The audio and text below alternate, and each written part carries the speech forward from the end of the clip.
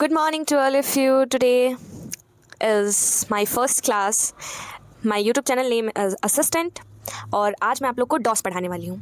DOS होता क्या है, मेनली पहला सवाल। तो पहले हम जानते हैं डॉस का फुल फॉर्म क्या होता है। DOS stands for disk operating system. Okay, और अब कहते हैं डॉस होता क्या है।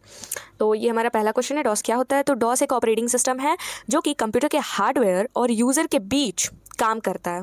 इसका मेन काम होता है डिस्क पर जितने भी फाइल्स स्टोर्ड हैं और फोल्डर्स को मैनेज करता है। कमांड्स के थ्रू कंप्यूटर को कंट्रोल करता है ये। इसमें माउस का यूज़ नहीं होता, डायरेक्ट कीबोर्ड से हम लोग कमांड को टाइप करते हैं और कंप्यूटर को इंस्ट्रक्शंस देते हैं, तो जो वो कंप्यूटर में फिर एग्जीक्यूट करता है। तो जैसे आप पढ़ सकते हैं, यहाँ पे मैंने डॉस का डेफिनेशन लिखा हुआ है। DOS is a command based operating system that allows user to interact with the computer hardware by typing commands through the keyboard. It is use to manage file folders and disk operations. तो जैसे मैंने आपको explain किया कि disc operating system है क्या, तो वो यूज़र को इंटरेक्ट करता है कंप्यूटर के हार्डवेयर से bye typing commands through the keyboards. मतलब जैसे आप कीबोर्ड्स की मदद से आप कमांड को टाइप करो और वो जो भी है आप मतलब डॉस में कमांड पुट करो और फिर वो कंप्यूटर यानी मतलब कंप्यूटर के जो हार्डवेयर्स हैं उस पे वो वर्क करेगा। ठीक है, फिर आते हैं, मैंने एक शॉर्ट डेफिनेशन भी लिख रखा है डॉस का।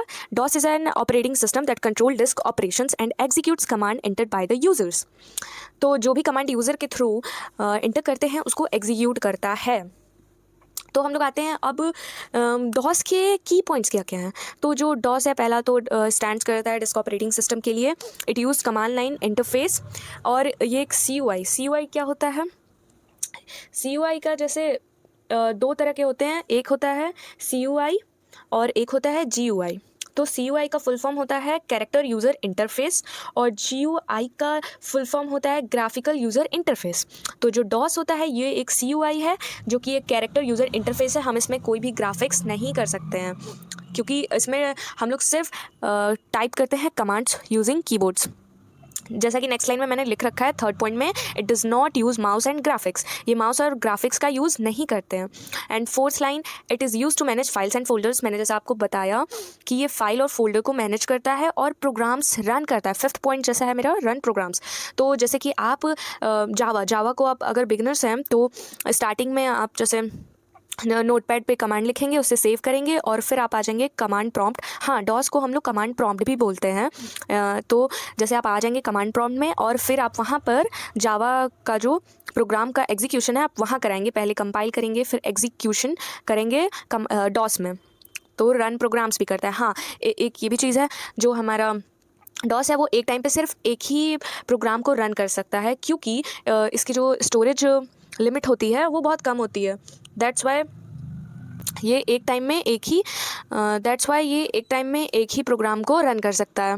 तो यहाँ पे मैंने कुछ एडवांटेजेस भी लिखे हैं। फर्स्ट एडवांटेज है सिंपल और फास्ट होता है। ये सिंपल और बहुत ही आसान होता है। एग्जीक्यूट कमांड्स क्विकली, कमांड्स को बहुत जल्दी एग्जीक्यूट करता है। आप डॉस में डायरेक्ट आप यहाँ से कंप्यूटर के अंदर फाइल फोल्डर्स बना सकते हैं। फोल्डर के अंदर फाइल्स, उसमें क्या लिखना है, everything you can done through DOS. अब आते हैं सेकंड पॉइंट है लो मेमोरी यूजेस। ये बहुत कम स्टोरेज स्पेस होता है इसका, मतलब बहुत कम स्टोरेज स्पेस ये रिक्वायर करता है। तो थर्ड पॉइंट है कंट्रोल ओवर सिस्टम यानी कि इसका मतलब है user can directly control files and system operating and commands. जैसे कि मैंने आपको बोला ही कि यहाँ से आप डायरेक्ट एक फाइल फोल्डर जो भी करना है आप बना सकते हैं, कर सकते हैं।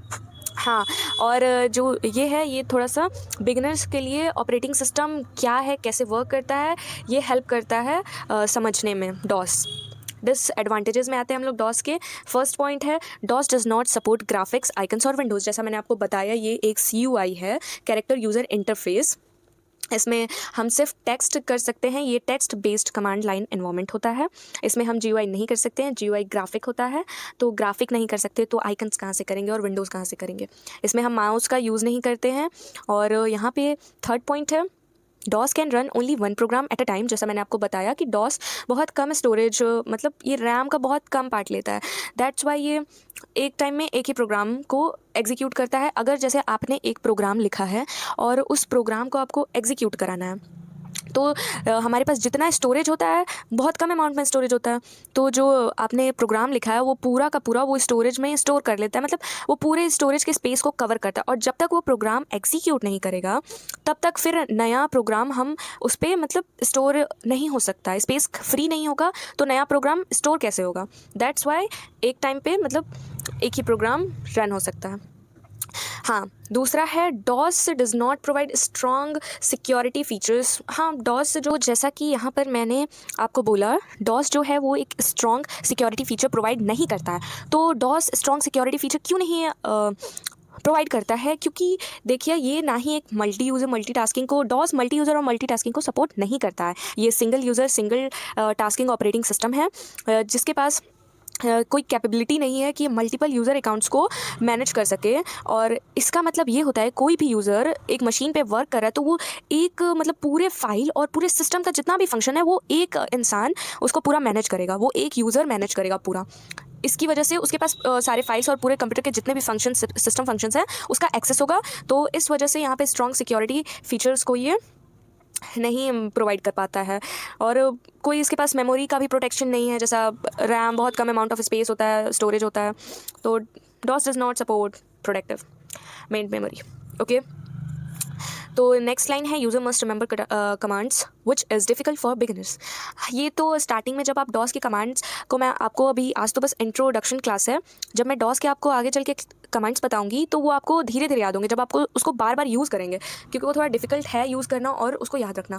फिर हम आते हैं यहाँ पर डॉस कमांड 2 टाइप्स के होते हैं।